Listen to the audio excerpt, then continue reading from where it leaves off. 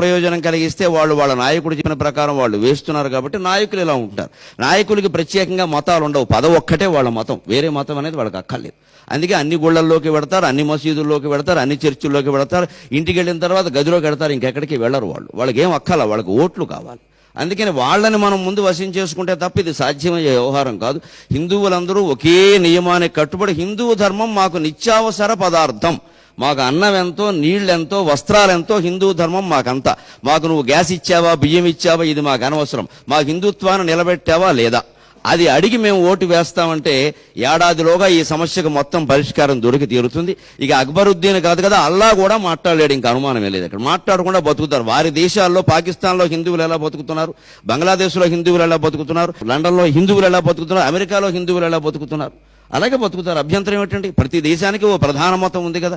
అందుకని ఈ దేశంలో హిందూ మతం ప్రధాన మతం అని పార్లమెంట్లో చట్టం చేసి మనం ప్రకటించి అన్ని హిందువుల యొక్క ఆలోచనల ప్రకారం జరుగుతాయి. మీరు అర్థం చేసుకోవలసిందే, ఏదైనా అంతే, జనాభా ఎక్కువ ఉంటే ఏది ఎక్కువ అని అందరూ ఒప్పుకుంటున్నారు కదా ఓట్లు, దాన్నే ఒప్పుకోవాలి. ఇంకొకటి, మన వాళ్ళకు కూడా